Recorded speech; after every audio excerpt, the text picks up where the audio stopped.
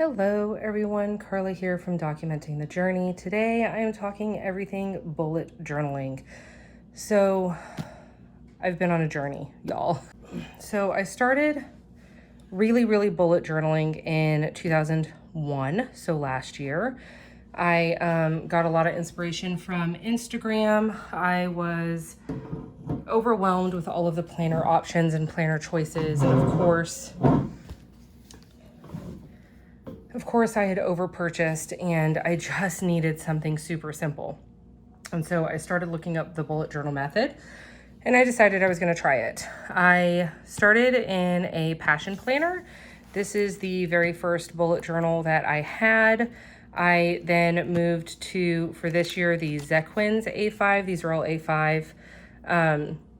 But the biggest reason that I really wanted to change is because I needed the flexibility of adding pages that I thought that I would need in addition to changing my layouts. So one thing that you should know about me is I planner jump often. I do it on a regular basis. I know that about myself. I've done it my entire life.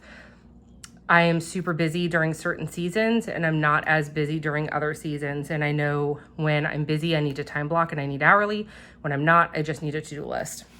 And so I started in, this is actually May to August of 2021, but I started 3 months before this. And so I did 9 months of bullet journaling in 2021. So I was just going to do a real quick flip of my passion planner bullet journal and then talk to you about the sections that I want in my 2023. I did get a dot grid white Tomoe River paper journal. This is an A5. It is pre-numbered already. And then it also is by Odyssey Notebooks. And so this is going to be my 2023 journal, but I wanted to talk to you about the sections that I am going to go ahead and be putting in here. So my passion this year and my one thing that I stayed in on a regular basis was my Zequins A5. The only reason I left this is because the pages started falling out. And the reason that happened, I think, is because of the unique binding. It's a curved binding and it's actually created in order to be flipped around on itself. And so I really miss bullet journaling, y'all. So I jumped into the Cousin and it just wasn't really working for me. And so I'm jumping all around in this video right now too. I feel very unorganized, sorry. I don't write like scripts or anything. I just kind of go with the flow, basically. So I started bullet journaling the very beginning of this year and it went all the way through July before the pages started falling out. June. And this right here is when I started noticing a lot of changes. And so I miss it like a ton. So I actually started a new journal not too long ago. Okay, so let's back up. I found a layout that worked with me really well. So this is May through August. This is my key. These are my index pages. So I created my own monthly spread and I really liked having like the actual month as a visual rather than, this is what I did for the last couple of months of this year, is I did this type of bullet journal monthly spread. So I basically listed all of the days of the week in addition to the number days, and I drew a line every time the week changed. So I plan my week Monday through Sunday. And so each one of these lines is a week.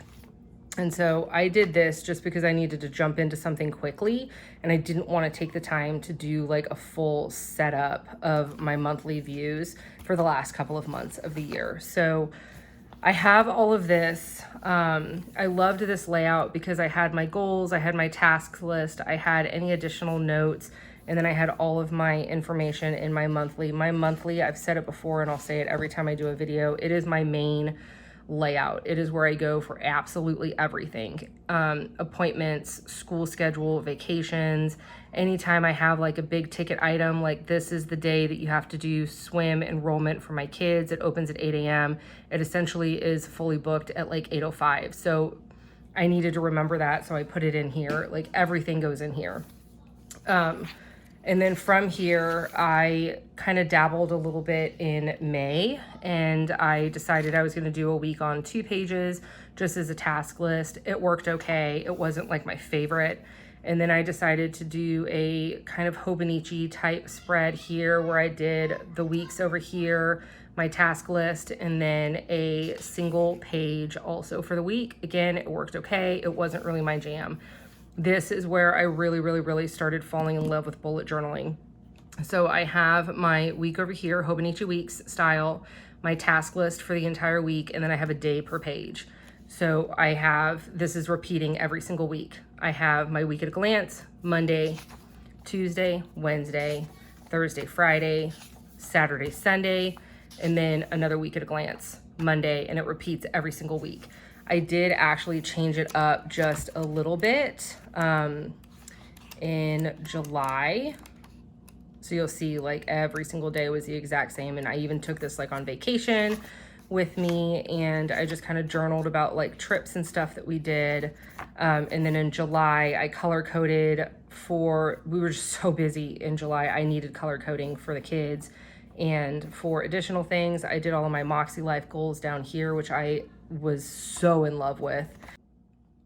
So I switched it up just a little bit in July because I wanted to try and conserve my pages, because when I was doing this, I was essentially taking 8 pages for every single week, because you have 1, 2, and then, you know, the rest of the week, because you have a day per page and you have the weekly overview.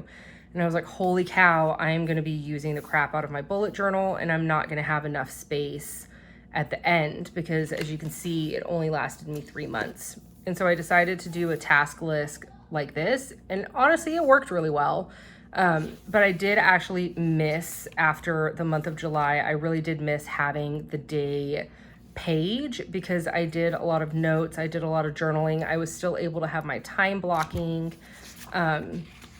But I loved, like, this is when I really fell in love with it, because I'm like, holy cow, it's like essentially a blank notebook, and you can literally do anything that you need for that week. Like this week, maybe I wanted to try it because I wanted to save my pages, or maybe I would do this again for a week that I wasn't as busy and I didn't need a day per page. This is another vertical week that I tried. I got like a little decorative by drawing in some sticky notes, and this is where I kept all of my appointments. And then my task list was down here, my weekly to-do list, and then my habit tracker here. I did stacked weekends for Saturday and Sunday. And then I just felt like I needed day pages, but don't ask me why, because I didn't even use them, apparently. But then, you know, I went back into my regular type of thing. So I did my day pages again, and I loved being able to have the time to do my notes. So this was the quarter of the year that I fell in love with bullet journaling. The biggest reason that I left is because I couldn't have a whole year in one book. And so I have 3 months in here, and then I had my future log, which was essentially the same thing that I've got here in my current one. I just did the days of the week and the numbers, and then I just scheduled out everything that I knew was going to be happening that wasn't in this book. So this is, my book ended in August, and so I've got September, October, November, and December in here for a future log as well. And then I also had some additional space for notes and whatnot. So I did this for all of 2021. And then in 2022, I was super excited because I found a Zequins journal, which was a 400-page journal. And what I did before I purchased this is I did all of the math, trying to figure out exactly what I needed or wanted in this book. So I wanted a space for monthlies, for 2 pages per month. I wanted 2 pages per week, and then I wanted dailies. And so the way I set this one up is I did all of my goals at the front, I have all of the months at the front that are all tabbed. And then I have all of my weeks. And I did this in an hourly format. And I essentially did this exact same layout for months and months and months and months. And then I went back to this because it worked so well in my passion planner, but I didn't have enough pages in here to have a full page per day. And so I did my weekly overview here and then my daily task list here. And then I went back to this and then I had my daily list in here. So like for this one, this is May 30th to June 5th. And so I had tabs in here at the time because it was easier to find rather than flipping through like this. And so this week is an hourly time blocking schedule with my weekly task list and habits and menu. This would immediately correspond with these 2 pages, which was the same days. And these were my itemized daily tasks in addition to notes and gratitude and moments, dog stuff, happy meal, medical stuff. And so this worked really well for a super duper long time. And then my pages started coming out. You can see like even this page is starting to try and fall out. And so that's kind of the reason that I left this. And I even like went so far as to essentially set up like months at a time because I was in a busy season of my life and I couldn't sit down and set up all of this individually. So a very good friend of mine told me, she was like, well, why don't you just sit down one day when you've got time and set up, like you use the exact same layout every single week, just set it all up. And I did that. And then my pages started falling out. Other sections I had in here were monthly trackers. I had a day per month for my trackers. I had my food inventory. I had my just endless note pages for all of our trips. I had a whole section for 1 page per week for all of my menus. I had my notes section. I had a to learn and research section. And then I had my 2023 section of things where I can brainstorm. Planner sizes was this page, and then I needed to figure out what planners I was using, home improvements, Scotland trip, stuff like that. I cried for weeks when this thing started falling apart, and then I jumped into my cousin, and my cousin, I was in it for maybe a month, and it's just not working for me. So then I missed it so much. So I pulled this sucker out. This is an old Muji notebook that I've like just had lying around. So I have this one for currently right now. I'm not in my cousin anymore. I've transferred all of my months into here. So I've got my key here. I've got my index. And then I've got my August, September, October, November, and then my December, and then anything for 2023 that I'm going to be planning out. This is the first week of August. This week, Monday through Sunday, so a week per 2 pages. And this is the current week that we're in right now, just itemized task list. And I have enough pages in here. I went through and I numbered all of them. There's 150 something, 158 pages in this notebook. So this is gonna last me for the rest of the year. And my husband was funny. He was like, why are you starting a new notebook when you have a notebook? And I'm like, well, but baby, my pages were falling out. And he's like, Carla, like 5 pages fell out. Tape things in. And I'm like, that's really smart, Preston. I should tape them in. And so he kind of giggled at me when I started a new book because he was like, you're so obsessed with having a whole year in one book. Like, why not just continue to use this book? So now I don't know what I'm going to do. Do I do this book for the rest of the year, or do I transfer all of it to this book because I loved it so much and it worked really well? So I don't know. I don't know what I'm going to do for the rest of the year, but I do know that I've got this week already laid out. I'm doing sketches for next week. I think I'm going to do my Hobonichi Weeks thing again because that worked really well. I don't have enough pages in this book for a page per day for the rest of the year, but that's okay because I might just consolidate and start using this one again and just re-tape those pages in. All of that to say, I have planned my 2023 book. That is the Odyssey notebook.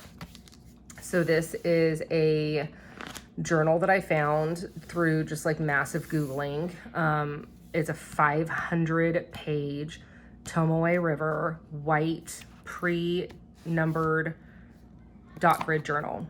Grid is my favorite. Like actual grid pages, a full-on graph is my favorite because honestly, I need those lines to write on, like, because I don't write straight. So I need the actual lines to write on.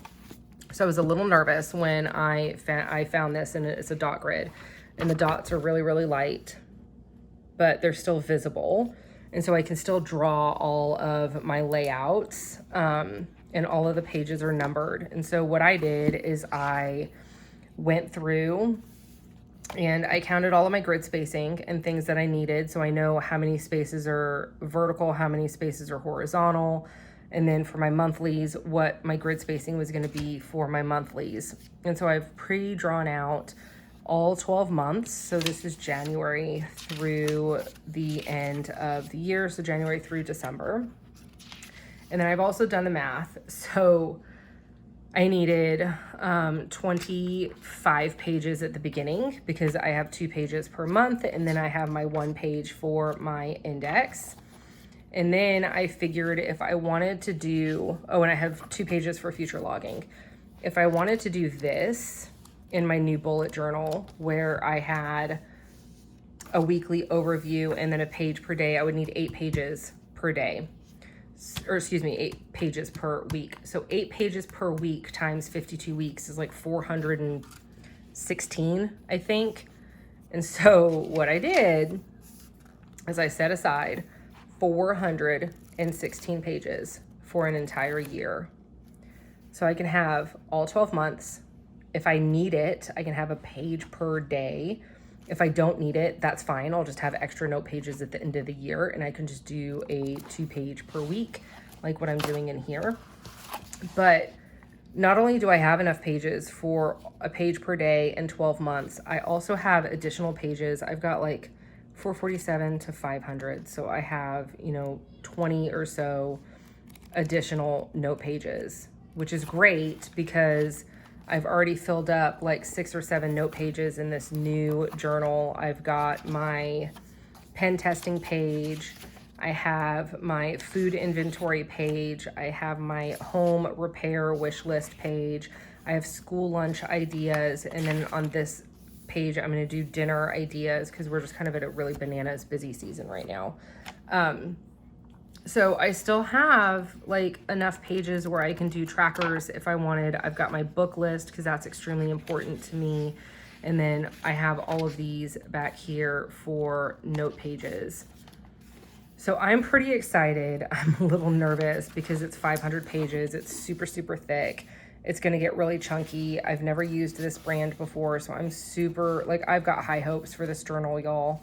Like, I really want it to last a whole year, because I honestly think that I would have been completely happy with this for the entire year, which is rare for me because I'm not like a stay-in-one planner type of person. But essentially the whole year, this is really the only thing I was using. I would use my Hobonichi Weeks for like random things, but nothing consistently like I did this. So yeah, so that is just like my super long-winded chat about my journey in bullet journaling.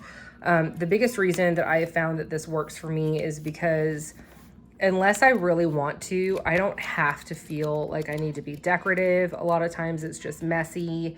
It's just kind of essentially what I need and what I want to focus on during that day or that time. This one, the one that I'm currently in, is just pen only, and there's like no stencils. There's nothing in here. And honestly, like, this one was the same way for like ever. And I think that I can't remember if I posted it on Instagram or my YouTube, but there was one day, I think I was at home alone, which was super rare because I have 2 young kids, but I was like super bored and I was like, I need to play with stickers. And I went through and I stickered every single page. I'm not mad at it, but it totally happened. But for like 8 months, 6 months, whatever it was, this thing was like completely sticker free. And it was just pen and highlighter only until one day I decided to just go through and put all of my stickers in it. Oh, I miss this journal so much. And it was just like so cozy to hold. Like I just really liked holding this one. And so I might actually take my husband's advice and go through this and find all of the missing pages. Luckily, I've got all the pages numbered. I've still saved all of the missing pages, and I might just actually tape them back in because it has a really flexible binding, instead of jumping into this tiny notebook for the rest of the year. But as of right now, I am going to be using a bullet journal and a bullet journal only, in addition to my MakseLife system for 2023. I know that I've had a lot of wishy-washy feelings on the Hobonichi release. That's actually going to be in a couple of weeks. But I really do think that I'm just going to use what I have. I just don't really want to invest right now in spending another $60 on 2 additional planners that I'm not even super happy with right now. But then again, I'm also really afraid that I'm going to get 3 months into 2023 and want the Cousin or want the Weeks. But I also know that in the past, when I looked back on my shelf, I looked at every single planner I've had since like 2015 all the way to present. And these journals were the ones that like brought me the most joy. And I was like the happiest in these, and I had zero desire to move out of them. And that's when I kind of realized I was like, I just need a bullet journal again, because I can be decorative if I want. I can, you know, essentially use whatever I need for that particular week or day. Oh, you know what? Another thing that I put in these, this one is, so I've got my weeks for August set out. And then I decided to actually, I penciled it in, but I wrote September gratitude on one page, and then September affirmations on one page. And then I was going to go into my weekly. And I think that that's something that I'm going to incorporate into my 2023. And if I use a day per page, I'm just going to make sure that every single day I write affirmations in the morning, and then I write my gratitude in the evening, because I'm going to have more than enough space with 500 pages. As far as this actual journal goes, I'm pretty happy with it right now. You know, the only thing that I've done is pencils. I haven't even done pen testing. I don't use fountain pens anymore, and so I'm definitely not going to be testing those. Right now I'm using, what am I using? A Uniball Signo DX. I've never used these pens before. A friend sent them to me. And so I'm using that right now. And I really like I like the feel of it. It's soft bound. I've found that hardbound journals don't really work super great for me. The cover is a lot like a Stalogy cover, but it's got like a lot more of a linen texture to the cover itself. I don't even know if you can appreciate the way it looks like in the light. It is, I feel like it is just a smidge smaller than like a true A5. Because I measured it to my cousin too, and it's just a little bit different in size. I think that there's like a universal or a standard. I think there's 2 different sizes of A5s. I don't remember, because I know Passion Planner just changed their planner sizes. This used to be their A5, but their new A5 is like slightly larger. It's wider this way.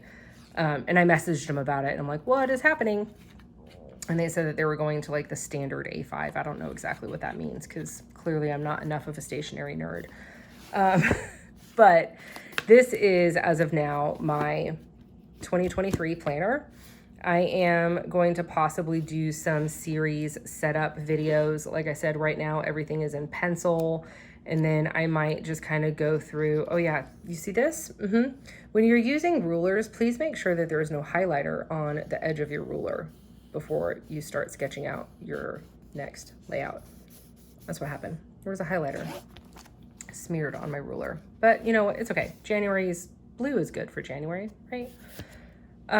So I'll probably do some series of videos over the next couple of months, just kind of like setting this up, and maybe even drawing out some of my stuff just slowly over time, so that way when I get to 2023, I won't be like completely overwhelmed with a completely blank notebook. Like I'll be good to go for the first couple of months.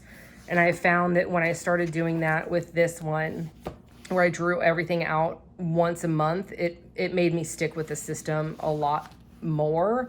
because I would definitely have those really busy days where I couldn't do my drawings on Sunday or whatever to plan for that next week. I just didn't have that time. So yeah, so super long video, super chatty video. I really appreciate you guys hanging out with me. And I also just really love following everybody that just uses like a plain notebook and just makes it work for them. I've been in so many planners over the years, and sometimes I desire that structure, but I've definitely found that with as much as my life changes, like I need a planner that can change with me, and a blank notebook is totally the way to go. And especially with something that has 500 pages, like it is going to be super flexible. And that's what I'm really looking forward to, is just the flexibility of being able to change my planner without having to change my planner, if that makes sense. I feel like that makes sense.